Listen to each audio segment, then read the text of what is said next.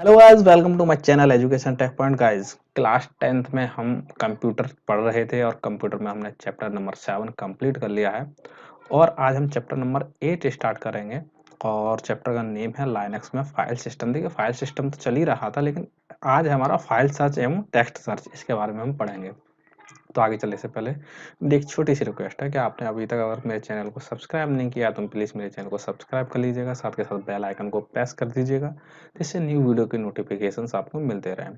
और आपकी हेल्प के लिए मैंने टेलीग्राम पर चैनल बना दिया है एक, तो आप यहाँ पे ज्वाइन कर सकते हैं और यहाँ पे मैं आपको पीडीएफ भी प्रोवाइड करा दूंगा अगर आप कहेंगे तो।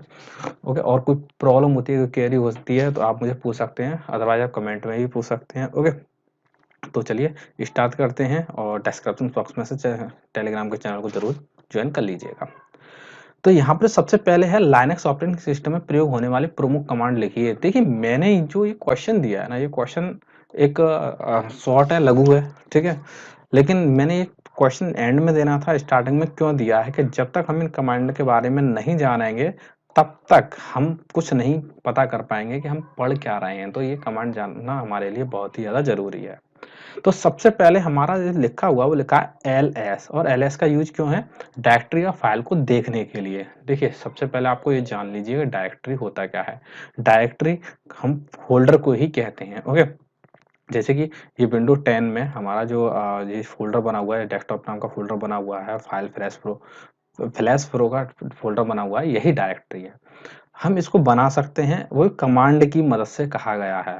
ओके, लेकिन यहाँ पे हम अभी जो पढ़ रहे हैं वो एलएस, मतलब जितनी फाइल डायरेक्टरी बनी हुई है उनको देखने के लिए। तो जैसे कि मैं उबंटू में एंटर करता हूँ। ओके, तो उबंटू में आप क्या करेंगे, नीचे एक लेफ्ट कॉर्नर पे 9 डॉट है, इस पर क्लिक करेंगे। क्लिक करने के बाद या तो सर्च में कर लीजिएगा टर्मिनल। ओके, आपको टर्मिनल में जाना है तो यहाँ पे टर्मिनल को क्लिक कर दीजिएगा, टर्मिनल ओपन हो जाएगा। ओके, टर्मिनल ओपन हो चुका है। अब मुझे यहाँ पर कमांड टाइप करनी है एल एस। जैसे मैं एल एस टाइप करूंगा तो यहाँ पर डायरेक्टरी और फाइल है। देखिए, जो डायरेक्टरी है वो डेस्कटॉप, डॉक्यूमेंट, डाउनलोड, और जो फाइल है वो है सफेद वाली। ओके, तो जो ब्लू कलर में है वो डायरेक्टरी है, डायरेक्टरी मतलब फोल्डर है। अब मैं बताऊं आपको इनकी क्या लोकेशन है। देखिए, मैं प्रवीण पे क्लिक करता हूँ, यहाँ प्रवीण फोल्डर पर, मतलब ये एक डायरेक्टरी है। जैसे ही मैं इस पर डबल क्लिक करता हूँ तो जितनी भी मेरी डायरेक्टरी मतलब फोल्डर बने हुए थे, डॉक्यूमेंट और डेस्कटॉप, डॉक्यूमेंट, डाउनलोड, मैं आपको टर्मिनल में दिखा देता हूँ, यही थे हमारे डेस्कटॉप पे, डेस्कटॉप, डॉक्यूमेंट, डाउनलोड। ओके, ये हमारे दिख रहे हैं। ये फाइल है। फाइल सॉरी डायरेक्टरी और फाइल में क्या अंतर होता है? डायरेक्टरी मतलब फोल्डर, फोल्डर में आप कोई भी फाइल रख सकते हो। फाइल हमारी हो सकती है, विंडो 10 में हम पढ़ चुके हैं या फिर पहले से विंडोज पढ़े हैं तो फाइल हमारी एम एस वर्ड है, एक्सेल है, पावर पॉइंट है, या फिर एम एस पेंट है या वर्ड है। ये सारी फाइलें होती हैं, तो इनको ऑर्गेनाइज करने के लिए, या वीडियो की फाइल है, ऑडियो की फाइल है, इनको फोल्डर में रखा जाता है। ओके, तो यहाँ पर हमने एलएस की कमांड अभी देखी कि एलएस में क्या था। ओके, यहाँ पे वापस चलता हूँ मैं।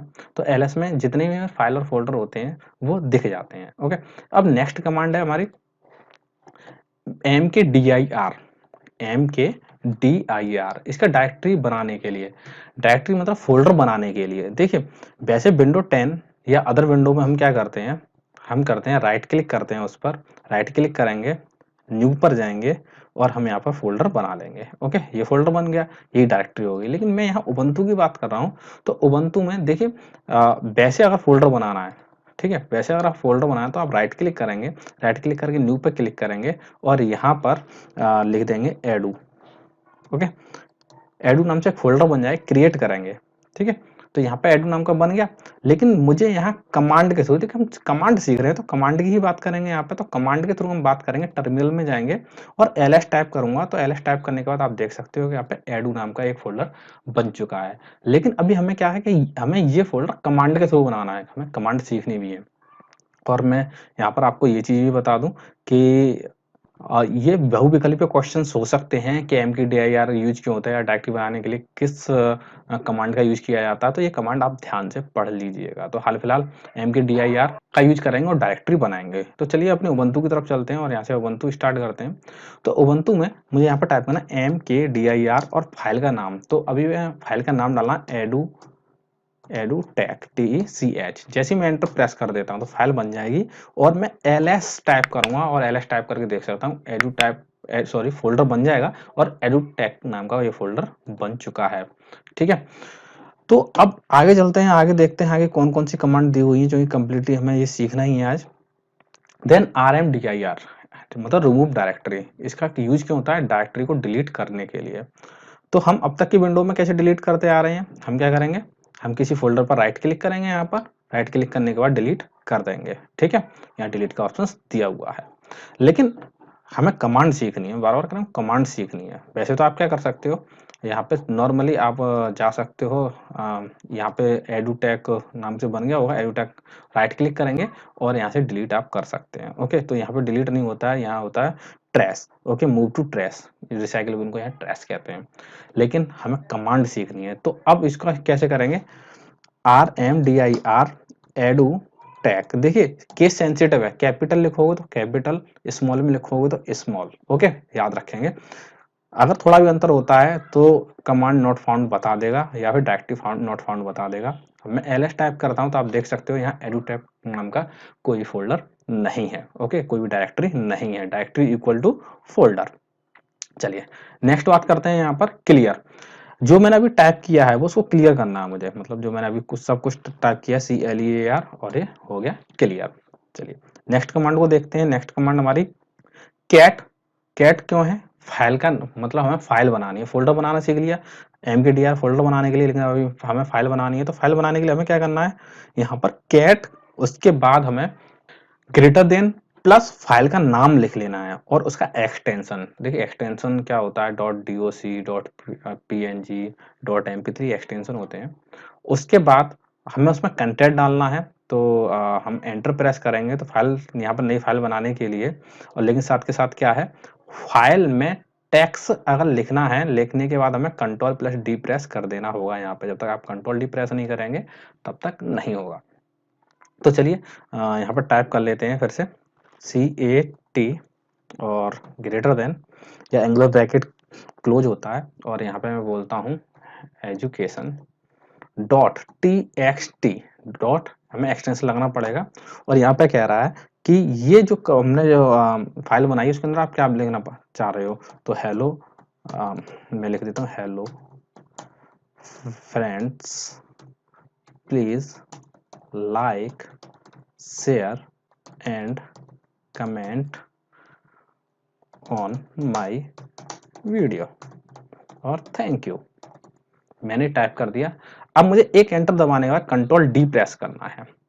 ठीक है, मैंने कहा फाइल और डायरेक्टरी को देखनी है, LS टाइप करेंगे तो मैं LS टाइप करूंगा, और LS में टाइप किया तो मैंने कहा था जितनी भी डायरेक्टरी, जितनी भी फोल्डर हैं वो हमारे ब्लू कलर के हैं, जो जितनी भी फाइल हैं वो हमारी हो जाएगी व्हाइट कलर की। तो एडुटेक नाम की मेरी फाइल यहाँ पे बन चुकी है। चलिए आगे की तरफ देख लेते हैं यहाँ पे।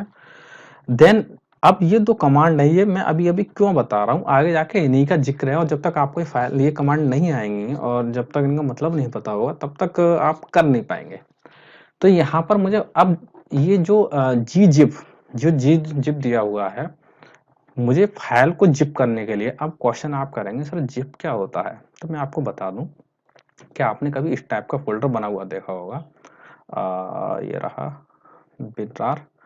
ओके, विनरार इस टाइप का आपको दिखाई दिया होगा, वैसे येलो कलर का होता है, मैंने यहाँ पे विनरार इंस्टॉल किया हुआ है तो इस टाइप का नजर आ रहा है। ये जिप फाइलें होती हैं। ओके, जिप फाइल किस लिए बनाई जाती हैं, कई सारी फाइलें, ये सारी फाइलें, मतलब इन फाइल को अगर मैं एक साथ करूं तो इनको देखूं तो जो इनके जो साइज होगा वो साइज ज़्यादा होगा। ओके, ये है 737 KB की है। ठीक है, अब और मैं इन सबको उठा के इसके अंदर डाल देता हूँ। 337 की थी, ये चलेगी उसके अंदर। अब मैं इसका साइज देखता हूँ, मैं डबल क्लिक करके दिखा दूं कि इसके अंदर है कि नहीं है। इसके अंदर सारी फाइलें हैं। ओके, डायरेक्टरी सब है, राइट क्लिक करूंगा, राइट क्लिक करने के बाद प्रॉपर्टीज करूंगा, और यहाँ पे देखिए 735, मतलब फाइल का साइज कम हुआ है। तो फाइल का साइज कम करने के लिए भी जिप का यूज करते हैं। साथ के साथ जिप का यूज क्यों करते हैं? मान लीजिए मुझे ये सारी फाइलें एक बार में मुझे मेल पर भेजनी है, तो मेल पर ये फाइलों को अटैच करूँगा तो ये सारी की सारी अटैच एक-एक करके होंगी, लेकिन मैं जिप फ़ोल्डर को अटैच करूँगा तो केवल एक फ़ोल्डर अटैच होगा और राइट क्लिक करके सामने वाला इसको एक्सट्रैक्ट टू न्यू या एक्सट्रैक्ट हियर हियर करेगा, तो सारी फाइलें ओपन होके आ जाएँगी। जब तक आप एक्सट्रैक्ट नहीं करोगे तब तक पूरी तरह सही से काम नहीं कर पाओगे। तो सेम कि यहाँ भी कंप्रेस करना है फाइल को, तो कंप्रेस करना है तो कंप्रेस करने के लिए जो कमांड थी वो थी gzip और फाइल का नाम प्लस एक्सटेंशन, ठीक है? तो फाइल को ज़िप करने के लिए, तो अब मुझे फाइल को ज़िप करना है तो इसका एक्सटेंशन तो पता होना चाहिए। तो एक्सटेंशन के लिए मुझे अभी आपको यहाँ पे बता दे रहा हूँ, gzip ज़िप प्लस फाइल का नाम मुझे डालूँगा यहाँ पे education.txt। मैं किसको ज़िप करना चाह रहा हूँ, जो एजुकेशन की मैंने फाइल बनाई है उसको ज़िप करना चाह रहा हूँ और एंटर कर देता हूँ। अब मैं ls टाइप करूँगा तो अब जो रेड कलर में आपको दिखाई देगी वो आपकी ज़िप फाइल होगी। ज़िप फाइल मतलब ये फाइल ज़िप हो चुकी है। अब ज़िप की जो ज़िप का जो आइकन होता है वो ऐसा होता है ज़िप वाले का, आप देख लीजिएगा। तो होप सो कि आपकी समझ में आ गया होगा ज़िप किस लिए है। ओके। चलिए नेक्स्ट देखते हैं। देखो स्टार्टिंग में समझना ज़रूरी है। आप अगर बेस आपका स्ट्रॉन्ग होगा तो आगे की फिर थ्योरी कंप्लीट हो जाएगी, अच्छी तरह आप समझ पाएँगे।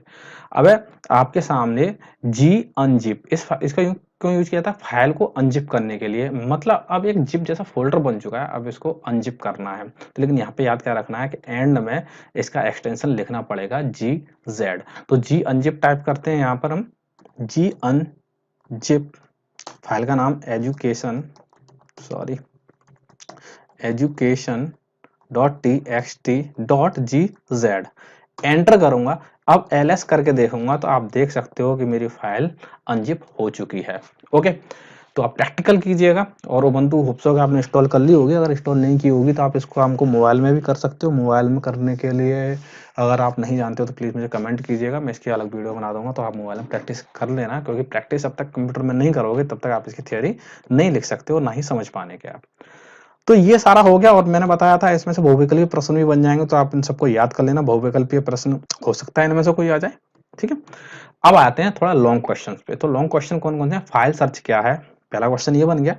लाइनक्स में फाइलों को किस प्रकार खोजा जाता है, दूसरा क्वेश्चन ये बन गया। और तीसरा, लाइनक्स ऑपरेटिंग सिस्टम में फाइल सर्च के लिए प्रयुक्त किए जाने वाली, यहाँ पे आपका जो जाने में है तो ज्यादा ही चला गया है मिंटू से, यहाँ पे केवल एक आएगा। जाने में प्रयुक्त किए जाने वाले विभिन्न ऑप्शंस एवं कमांड पर संक्षिप्त प्रकाश डालिए, ठीक है। तो हमें इन पर संक्षिप्त प्रकाश डालना है। तो यहाँ पर लाइनक्स ऑपरेटिंग सिस्टम में फाइलों को मैनेज करने के लिए विभिन्न डायरेक्टरी स्ट्रक्चर का प्रयोग किया जाता है। देखिए डायरेक्टरी स्ट्रक्चर में सबसे एंड में बताऊंगा, छोटा सा क्वेश्चन है ना। तो यहाँ पे फाइलों को मैनेज करना, मैंने अभी अभी बताया था फाइलों को फोल्डर के अंदर रखा जाता है, और मैंने कहा था फोल्डर या फिर डायरेक्टरी इक्वल टू फोल्डर। विभिन्न डायरेक्टरी के अंतर्गत फाइलों का यह स्ट्रक्चर पिरामिड अथवा एक ट्री के आकार का होता है। तो मैं एंड में जब ये डायग्राम दिखाऊंगा तो ये जो स्ट्रक्चर बना होता है वो पिरामिड या फिर एक ट्री के आकार का होता है। इनमें से फाइलों को आसानी से मैनुअली सर्च नहीं किया जा सकता। अब इतनी सारी फाइलें हैं, आसानी से सर्च नहीं कर सकते हैं।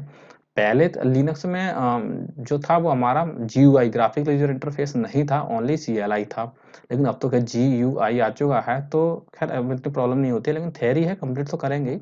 इसके लिए फाइल सर्च करने के लिए कई महत्वपूर्ण ऑप्शंस एवं कमांड की सुविधा उपलब्ध है। इस सिस्टम में फाइल सर्च संबंधी विभिन्न कमांड का प्रयोग किया जाता है, उनमें से कुछ इस प्रकार हैं, ठीक है। तो अब यहाँ पे देख लेते हैं लोकेट। तो लोकेट में यह कमांड फाइल तथा डायरेक्टरी को डाटाबेस द्वारा सर्च करती हैं। देखिए लोकेट कमांड थोड़ी टिपिकल नहीं, उससे पहले मुझे क्या है कि यहाँ पर कुछ कमांड के लिए कुछ अपग्रेडेशन होता है, कुछ अपडेशन होता है, वो करना पड़ेगा। तो अभी मैं आपको प्रैक्टिकली बता दूंगा। इस कमांड के अंतर्गत फाइल को लोकेट, यहाँ पे लोकेट है, ठीक है, यहाँ पर लोकेट कर लीजिएगा आप। ओके, लोकेट करने के लिए लोकेट डीबी नामक डाटाबेस का प्रयोग किया जाता है। तो खैर मैं इसका तो प्रयोग नहीं करूंगा।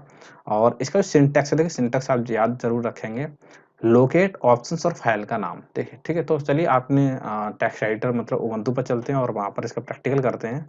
तो सबसे पहले मैं दिखा दूं कि मेरे पास जो डायरेक्टरी है वो पीके नाम की है। यहाँ पे पीके नाम की डायरेक्टरी शो हो रही है और मुझे इसी को देखना है कि कहाँ पर है। तो LOCAT करूंगा और यहाँ पर मैं टाइप करूंगा पीके। ओके, पीके जैसे मैं एंटर करता हूँ तो यहाँ पर शो हो जाता है कमांड लोकेट नॉट फाउंड, ये कमांड यहाँ पर फाउंड नहीं है। ओके, तो इसके लिए हमें क्या करना पड़ेगा, सबसे पहले इसको रन कराना पड़ेगा जो लिखा हुआ है। तो इसको इंस्टॉल करा लेते हैं, sudo apt install m और m locate, okay enter. Then यहाँ पे पासवर्ड मांगेगी, तो आप पासवर्ड दे देना अपना जो भी एंटर कराते हो, और मैंने पासवर्ड दे दिया है। उसके बाद थोड़ा टाइम लेगा, और टाइम लेने के बाद यहाँ पर ये कमांड इंस्टॉल हो जाएगी। तो ये अपग्रेड का प्रोसेस कंप्लीट हो चुका है। अब हम अपनी लोकेट कमांड दे सकते हैं। तो सबसे पहले यहाँ पे मैं CLAR कर लेता हूँ, LS करके चेक कर लेता हूँ, और LS करके मैं चेक कर लिया। यहाँ PK फाइल को सर्च करता हूँ, तो LOCATE और PK एंटर करता हूँ। ओके, तो यहाँ पर काफ़ी सर्चिंग आपको देखने की मिल जाएगी, और इसी में एंड में या बीच में PK फाइल जो डायरेक्टरी है वो आपको देखने के लिए मिल जाएगी कहाँ पर है। तो यहाँ पर सबसे ऊपर जाना पड़ेगा। ऊपर आप देख सकते हो इसमें ये सारी रूट डायरेक्टरी फाइंड करता है, प्रॉब्लम ये है। और सबसे ऊपर जाता हूँ मैं, यहाँ पर कमांड मैंने जहाँ दी थी। ओके, यहाँ पर इस फाइल को ये दिखा रहा है होम में प्रवीण में PK फाइल है। तो यहाँ की लोकेशन भी आपको दिखा दूँ कि होम में हम होम पर आ गए, प्रवीण फोल्डर पर क्लिक किया, और प्रवीण फोल्डर पर क्लिक करने के बाद आपको यहाँ देखने के लिए मिल जाएगा कि PK डायरेक्टरी है। ओके, तो इस तरह आप चेक कर सकते हैं, लेकिन लोकल कमांड से पहले आपको ये अपडेट करना पड़ेगा। ये कमांड के लिए ये कमांड जो मैंने अभी आपको बताई थी वो आपको देनी होगी। चलिए अब नेक्स्ट कमांड देखते हैं। नेक्स्ट कमांड है टैग। यह कमांड फाइलों को विपरीत क्रम लाइन बाय लाइन दर्शाने के लिए, मतलब जो भी मैंने फाइल के अंदर लिखा था और उल्टे क्रम में लाइन बाय लाइन दर्शाने के लिए, अंतिम लाइन को प्रारंभ में दर्शाने के लिए प्रयोग की जाती है। टैग यूज करूंगा उसका, तो मैं फाइल का नाम दूंगा। तो यहाँ पर लाइन बाय लाइन यूज मतलब अपोजिट लाइन मीन टू से प्रैक्टिकल कर लेते हैं। प्रैक्टिकल करने में ही ज़्यादा सुविधाएं हैं। तो सबसे पहले LS once again, then education और education.txt मैंने आपको अभी बताया था कि इस फाइल में क्या लिखा हुआ है। तो यहाँ पर TAC और education.txt। ओके, तो मैंने अभी थोड़ा सा वीडियो, अगर आप बैक में जाएंगे तो मैंने ये लिखा था, hello friends please like share and comment on my video. ठीक है, तो अब ये उल्टा आ गया, फर्स्ट लाइन क्या हो गई, एंड में आ गई, और एंड लाइन हमारी फर्स्ट में आ चुकी है। तो ये हमारी टैग कमांड है, और इजी कमांड है ये वाली, इसमें कोई इशू नहीं है। एंड वाली में सबसे ज्यादा इशू है, तो ये भी आपकी समझ में आ गई होगी। चलिए नेक्स्ट देखते हैं हमारा जेटकैट। अब जेटकैट के बारे में पढ़ते हैं। यह कमांड gzip कमांड द्वारा कंप्रेस की गई, मतलब जिप की गई किसी फाइल को बिना डीकम्प्रेस किए हुए, मतलब कंप्रेस जो फाइल है उसको डीकम्प्रेस किए हुए बिना ही स्क्रीन पर देखने के लिए प्रयोग की जाती है। आप इस कमांड से आउटपुट को किसी अन्य फाइल में भेज सकते हैं। इस कमांड से प्राप्त आउटपुट डीकम्प्रेस फॉर्मेट में होता है। तो इसके लिए जेटकैट प्लस फाइल का नाम देना है, लेकिन सबसे पहले फाइल को कंप्रेस तो करना पड़ेगा। तो यहाँ पे एक बार देख लेते हैं, हमारे पास कंप्रेस फाइल कोई है, रेड कलर में होगी, रेड कलर में कोई नहीं है। तो फिर से वही हमें करना है gzip जेट, और यहाँ पर हमने करना है education.txt एंटर करना है। LS ये हमारी कंप्रेस हो चुकी है एजुकेशन। ठीक है, ये वाली है। अब हमें क्या करना है, कमांड का यूज करना है। तो यहाँ पर टाइप करते हैं जेटकैट, और जेटकैट के बाद यहाँ पर बात कर education.txt एंटर प्रेस कर देता हूँ। तो मैंने बिना डीकम्प्रेस किए हुए ही, मतलब मैंने मैंने अनजिप या डीकम्प्रेस किए हुए बिना ही पूरी फाइल के मैंने जो कंटेंट था वो पढ़ लिया है। चलिए नेक्स्ट चलते हैं। नेक्स्ट है हमारा, तो अब जो फोर्थ कमांड है वो है gzip। इस कमांड द्वारा फाइल को कंप्रेस किया जाता है, मैंने आपको कंप्रेस करना बता दिया। अब आता है जी अनकम्प्रेस, मतलब जी अनजिप। तो इस फाइल को अनजिप करने के लिए किया जाता है। तो अब मैं अपने टर्मिनल पर चलता हूँ, क्योंकि मुझे जो अगली कमांड है वो हमें अनजिप फाइल में करनी है। तो यहाँ पर जी अनजिप ZIP, और फाइल का नाम education education.txt.gz एंटर LS करूंगा। ये फाइल राइट में हो चुकी है। क्योंकि मैंने ये अनजिप आपको करना इसलिए दोबारा बताया, या कई बार बता चुका हूँ, क्योंकि मुझे अगली कमांड का यूज अनकम्प्रेस फाइल में करना है। तो grep में इस कमांड का प्रयोग अनकम्प्रेस की गई फाइल को स्ट्रिंग में सर्च करने के लिए किया जाता है। तो स्ट्रिंग जान लीजिए पहले, स्ट्रिंग क्या होता है, group of the character. Character का जो ग्रुप होता है वो स्ट्रिंग होता है। ओके। लेकिन कैरेक्टर ग्रुप कैसे समझाऊँ? कैसे ये है जैसे फ्रेंड लिखा हुआ है, केवल फ्रेंड, या फिर कहूँ ये पूरा शब्द ये ग्रुप है हमारा, ठीक है? ये पूरा ग्रुप मतलब ये हमारी स्ट्रिंग है, फ्रेंड स्ट्रिंग है, शेयर स्ट्रिंग है, और सी लैंग्वेज में तो स्ट्रिंग का बहुत सारा काम है, तो अभी समझ लीजिएगा कि एक वर्ड से ज़्यादा कई वर्ड, मतलब एक वर्ड ना हो, कई वर्ड होते हैं, वो हमारा स्ट्रिंग कहलाता है। तो अब हमें ग्रैप यहाँ पे यूज़ करना है, ग्रैप, और मुझे इसमें जो भी सर्च करना है डबल कोट्स में लिखना पड़ेगा, और मैं यहाँ पर डबल कोट्स में लिखता हूँ कमेंट। ओके, इस फाइल में कमेंट है कि नहीं है, और फाइल का नाम डालूंगा education take point, education dot T X T, tech point नहीं है। तो देखिए यहाँ पे लिख दिया है, रेड कलर में हो गया है कि आपका ये टेक्स्ट, ये स्ट्रिंग इसमें था। ओके, अब मैं इसको CLER कर लेता हूँ और चलता हूँ वापस अपनी पीपीटी की तरफ। यहाँ पर है GEGRAP, यह कमांड gzip मतलब जो जिप की हुई कमांड द्वारा कंप्रेस की गई फाइलों को बिना डिकम्प्रेस किए हुए स्पेसिफाई पैटर्न को सर्च करने के लिए किया जाता है। देखिए ये तो अनजिप था, है ना? यहाँ जिप करना पड़ेगा, तो जिप के लिए फिर से वही प्रोसेस, GZIP EDUCTION, और मैं बार बार कर रहा हूँ क्योंकि आपको प्रैक्टिस हो जाए, ठीक है? LS। ओके, अब जो हमारा प्रोसेस क्या था? प्रोसेस ये था कि हम जो भी स्ट्रिंग है उसको सर्च करेंगे, लेकिन फाइल अनजिप सॉरी जिप होनी चाहिए। तो चलिए जिप फाइल तो है ही है, तो यहाँ पे कर लेते हैं कमांड का प्रयोग। तो टाइप करते हैं यहाँ पर ZEGRAP स्पेस, और मुझे यहाँ पर टाइप करना COMMENT, और यहाँ फाइल का नाम डालना EDUCATION। और प्लीज इसमें एक एक स्पेलिंग आपको देखनी पड़ेगी, अगर कहीं गलती करते हैं तो आपका आउटपुट नहीं आएगा। ओके, यहाँ पे जो हमारा था, लेकिन ऐसा नहीं है कि केवल कमेंट्स वर्ड यहाँ पे लिखा है, जो पूरी लाइन है वो आपको यहाँ पर सर्च होके आ जाएगी। चलिए आगे चलते हैं। सेवंथ कमांड है ZGRAP। ओके, कोई कमांड रिपीट तो नहीं हो रही है? कोई रिपीट नहीं हो रही। चलिए, इस कमांड जो जिप द्वारा कंप्रेस की गई फाइल को बिना डिकम्प्रेस किए हुए, मतलब जिप तो हर बार एक वर्ड आ ही रहा है, कि स्ट्रिंग या पैटर्न को सर्च करने के लिए किया जाता है। देखिए मैं आपको एक चीज बता दूं कि जो ये दोनों कमांड है ना, वो सेम है, कोई खास अंतर है नहीं है, और अंतर है ही नहीं है। तो मैं इसको एक बार आपको यूज करके दिखा दे रहा हूँ, ZGRAP। ओके, तो ZGRAP की तरफ चलते हैं। यहाँ पर तो इसी को ही कमांड को ले लेता है, ZGRAP, यहाँ से ई हटा देते हैं। ओके, ZGRAP हो गया, एंटर प्रेस करता हूँ तो सेम टू सेम वही है। तो बस एक कमांड आंसर में बढ़ जाती है कि चलिए एक कमांड बढ़ गई, मिल गई मुझे यहाँ पर। और आगे चलते हैं। एर्थ है हमारा, सॉरी नाइन्थ। यह कमांड gzip कमांड द्वारा कंप्रेस की गई फाइलों को बिना डिकम्प्रेस, देखिए सब कंप्रेस का मैटर है कि स्क्रीन पर प्रदर्शित करने के लिए किया जाता है। मतलब जो भी हमारी फाइल दी हुई है उसको स्क्रीन पर प्रदर्शित करना है, मतलब इसमें जो भी कंटेंट है वो प्रदर्शित करना है। तो हमारा जेडमोल टाइप करना है आपको सिंटैक्स में, और फाइल का नाम टाइप करना है। तो चलिए चलते हैं, यहाँ पर टाइप करते हैं जेडमोर स्पेस फाइल का नाम EDUCATION और .txt, एंटर। तो सारा का सारा जो कंटेंट था, मैंने अभी इसको अनजिप नहीं किया, जिप ही है ऑलरेडी, ठीक है? यानी कंप्रेस है, डिकम्प्रेस नहीं है, सारा का सारा मटेरियल आपके सामने आ गया। तो चलिए नेक्स्ट टॉपिक पे चलते हैं। नेक्स्ट क्या है हमारा? फाइंड। यह कमांड फाइल सिस्टम में सबसे अधिक प्रयोग की जाती है। देखिए फाइंड और लोकेट कमांड लगभग सेम ही है, अंतर सिर्फ इतना है कि लोकेट थोड़ा स्लो काम करती है और फाइंड तेज काम करती है।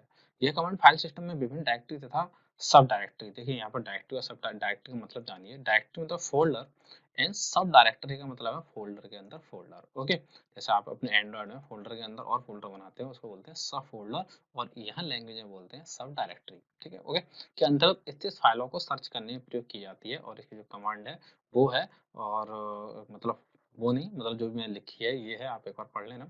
और मैं इसको डायरेक्टली आपको रन करा के दिखा देता हूँ। मैं ज़्यादा कुछ नहीं लिखूंगा, केवल फाइंड टाइप करूंगा और फाइंड टाइप करके मैं इसको रन करा देता हूँ। ओके, तो चलिए यहाँ पे FIND फाइंड करता हूँ और एंटर करता हूँ। तो फाइंड में देखिए इस फोल्डर के अंदर फोल्डर, फाइल के अंदर फाइल, ये सब कुछ मिल गया। ओके, और यहाँ पे ऑप्शंस वाई ऑप्शंस भी हैं, ऑप्शंस वाई ऑप्शंस को भी एक पर्टिकुलर फाइल फाइंड करनी है, सर्च करनी है, तो आप ये कर सकते हो। ओके, तो चलिए चलते हैं आगे और देखते हैं। नेक्स्ट क्वेश्चन आ गया ईमैक, इम्पोर्टेंट है, ध्यान से पढ़ लीजिए, कई क्वेश्चन बन जाते हैं। ईमैक टेक्स्ट एडिटर क्या है? ईमैक टेक्स्ट एडिटर का प्रयोग कैसे किया जाता है? ईमैक टेक्स्ट एडिटर की विशेषताएं क्या है? ईमैक टेक्स्ट एडिटर में टेक्स्ट सर्च संबंधी विकल्प की व्याख्या कीजिए। तो लाइन बाय लाइन में चारों को मैंने यहाँ पे एक्सप्लेन किया है। तो सबसे पहले ईमैक टेक्स्ट एडिटर है क्या? ईमैक्स लाइनक्स का एक प्रसिद्ध टेक्स्ट एडिटर है, मतलब जो टर्मिनल और यहाँ पर और भी टेक्स्ट एडिटर है, वीआई भी टेक्स्ट एडिटर है, काफी पढ़ने मिलेंगे। ईमैक्स को जीएनयू के संस्थापक रिचर्ड स्टॉलमैन द्वारा बनाया गया था।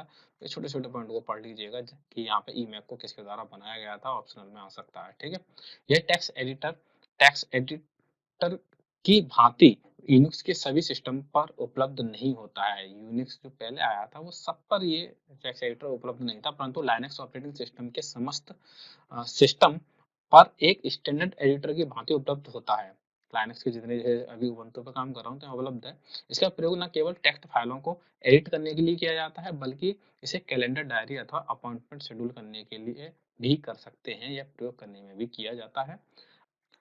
तो यहाँ पे Emacs टेक्स्ट एडिटर का प्रयोग देखते हैं। वैसे तो मैंने यहाँ पे बता दिया था कि यहाँ पर इन सब के लिए यूज कर सकते हैं, फिर भी Emacs टेक्स्ट एडिटर का प्रयोग फाइल में एडिटिंग करने के लिए किया जाता है। इसमें एक साथ एक से ज्यादा फाइलों पर कार्य किया जा सकता है। अब इसकी कुछ विशेषताएं हैं, तो विशेषताएं यहाँ पर देख लेते हैं। पहली विशेषता ये है कि इसमें किसी भी समय टेक्स्ट को एडिट किया जा सकता है, क्योंकि यह मोड रहित एडिटर होता है। यहाँ पर आपको मोड रहित का मतलब है, जब हम नेक्स्ट चैप्टर में वीआई पढ़ेंगे तो यहाँ पे हम एस्केप मोड और भी मोड के बारे में पढ़ेंगे।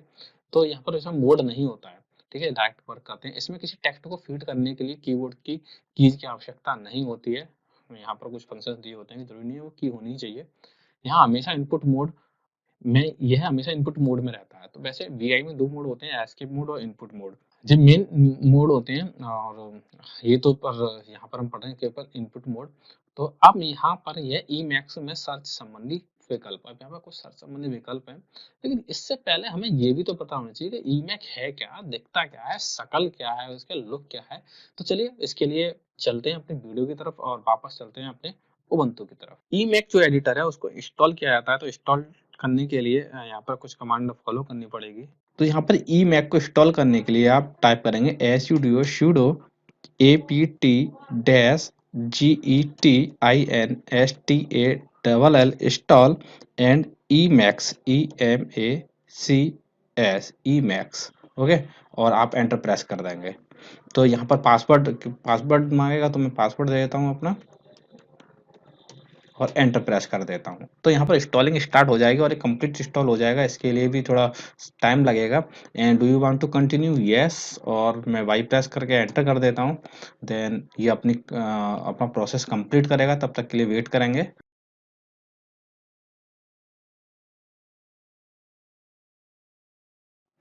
ओके, अब हमारे कमांड के लिए जो आता है डॉलर, ये आ चुका है। Emacs हमारा इंस्टॉल हो चुका है। तो चलिए आइए इसको ओपन करते हैं। ओपन करने के लिए पहले मैं CLAR कर ले रहा हूँ और यहाँ पे मैं टाइप करता हूँ Emacs और टेस्ट फाइल TEST फाइल और एंटर प्रेस कर देता हूँ। ओके, यहाँ पे अब Emacs ओपन हो चुका है। आप यहाँ पे देख सकते हो कि Emacs पे आप काम करना है। तो मैं प्रैक्टिकली बताऊंगा कि यहाँ भी कैसे काम करेंगे। तो Emacs पे जो पहली कमांड है वो escape plus control plus S है। ठीक है, यहाँ पे हमें एस्केप की प्लस कंट्रोल की प्लस एस की प्रेस करके छोड़ देनी है। उसके बाद मुझे कुछ टाइप करना है, जो भी मुझे फाइंड करना है, कोई भी एक्सप्रेशन फाइंड करना है वो टाइप कर दूंगा। टाइप करने के बाद ये क्या है, नीचे की ओर सर्च करेगी। जब ये नीचे की ओर सर्च करेगी तो पहले तो फर्स्ट टाइम तो आपको दिखाई देगी कि आप सर्च क्या कर रहे हैं, लेकिन उसके बाद नीचे की तरफ जो ले जाना है वो हमें टाइप करना है एसकेल प्लस कंट्रोल। इसके बाद हमें एस एस एस बार बार प्रेस करेंगे तो नीचे की तरफ वो सर्च किया हुआ टेक्स्ट जाएगा। तो चलिए अपने ईमेक की तरफ चलते हैं यहाँ पर। तो सबसे पहले इसमें मैं control plus S sorry escape plus control plus S type करता हूँ। तो नीचे आप देख सकते हो यहाँ पर सर्च लिखा आ गया है, लेकिन मुझे सर्च जो करना है वो FOR करना है। तो फर्स्ट टाइम तो FOR आ गया, लेकिन यहाँ पर जो और नीचे और भी हैं FOR, उनको सर्च करने के लिए एस्केप कंट्रोल और बार बार एस प्रेस करूंगा। तो मुझे यहाँ पर ये आपको दिख रहा है कि ये नीचे की तरफ जाता जा रहा है। ओके, तो यहाँ 4 जितनी बार है वो सर्च हो रहा है। चलिए अब आगे की तरफ चलते हैं। यहाँ पे तो दो कमांड और हैं, एसके प्लस कंट्रोल आर। तो ये क्या है, एक्सप्रेशन तो वही है कि आप जो भी टाइप करेंगे वो फाइंड करेगा, लेकिन इसमें कंडीशन क्या है कि ऊपर की ओर करेगा। लेकिन एक बार फाइंड होने के बाद ऊपर जाने के लिए हमें एसके प्लस कंट्रोल के बाद आर आर आर, मतलब आपको हर बार आर प्रेस करेंगे तो ऊपर की ओर चले जाएंगे। तो चलिए इसका भी प्रैक्टिकल देख लेते हैं। तो यहाँ पर Emacs पे आ गया हूँ मैं। Emacs पे आने के बाद मैं स्क्रॉल करके नीचे चला जाता हूँ और एस्केप कंट्रोल प्लस आर नीचे आ गया सर्च बैकवर्ड, मुझे क्या सर्च करना है, मुझे इस इज सर्च करना है तो इज मुझे मिल गया, लेकिन मुझे वापस और सर्च करना है तो एस्केप कंट्रोल प्लस आर बार बार प्रेस करूंगा तो ऊपर की ओर मैं चला जाऊंगा, मतलब ऊपर की तरफ सर्च करेगा। तो इस तरह ये ईमेल की कुछ कमांड होती हैं जिनका हम प्रयोग कर सकते हैं। ओके, तो लास्ट क्वेश्चन है, ये चैप्टर वैसे ही बड़ा नहीं था। डायरेक्टरी पर संक्षिप्त टिप्पणी लिखिए। तो डायरेक्टरी को फोल्डर समझिएगा, आप ऑटोमेटिक लिख देंगे। तो डायरेक्टरी मतलब फोल्डर, कंप्यूटर पर फाइलों को स्टोर करने के लिए एक स्थान है। फोल्डर क्यों होता है, मैंने आपको हर बार बता रहा हूँ, फोल्डर फाइलों को स्टोर करने के लिए किया जाता है, ऑर्गेनाइज करने के लिए किया जाता है। किसी डायरेक्टरी में फाइलें तथा अन्य डायरेक्टरियां हो सकती हैं। सही बात है कि किसी डायरेक्टरी में फाइल भी हो सकती हैं और फाइल के अंदर फोल्डर के अंदर फोल्डर भी हो सकते हैं, जिन्हें उप डायरेक्टरी कहते हैं। क्वेश्चन ये भी आया है या आ सकता है कि डायरेक्टरी किसे कहते हैं, ये हम पढ़ रहे हैं, लेकिन उप डायरेक्टरी किसे कहते हैं। तो डायरेक्टरी के अंदर जो डायरेक्टरी होती है उसको उप डायरेक्टरी कहते हैं। सबसे ऊपर की डायरेक्टरी को रूट डायरेक्टरी कहा जाता है। मैं भी आपको एक डायग्राम दिखा देता हूँ यहाँ पे। यहाँ पर इस डायग्राम को ध्यान से देखेंगे तो जो सबसे ऊपर की डायरेक्टरी है उसको रूट डायरेक्टरी कहते हैं। देखो ये है, ओके। कहा जाता है इसका कोई नाम नहीं होता है, इसे एक स्लैश से व्यक्त किया जाता है, अन्य सभी डायरेक्टरियों और फाइलों के नाम रखे जाते हैं। अभी हमने स्टार्टिंग में पढ़ा था डायरेक्टरी के बारे में, तो यहाँ पे एक ट्री कहा था है ना, कि यहाँ पर एक पिरामिड बना होता है या फिर एक ट्री टाइप का बना होता है। तो ये एक ट्री टाइप का बना हुआ होता है, तो इसके अंदर हर एक अलग अलग टाइप की फाइल होती है। देखिए बिन के अंदर अलग टाइप की फाइल होगी, हमारे डिवाइस के अंदर अलग फाइल होगी, ईटीसी के अंदर अलग फाइल होगी, ठीक है। तो इस तरह ये डायरेक्टरी की पूरी डिटेल्स हमें मिल जाती है। ओके, तो गाइस इस तरह हम चैप्टर खत्म कर लिया है। और वीडियो आपको कैसी लगी, हेल्पफुल रही तो प्लीज मुझे कमेंट कीजिएगा, साथ के साथ वीडियो को लाइक कीजिएगा, शेयर कीजिएगा। Thank you for watching my video, मिलते हैं नेक्स्ट वीडियो में।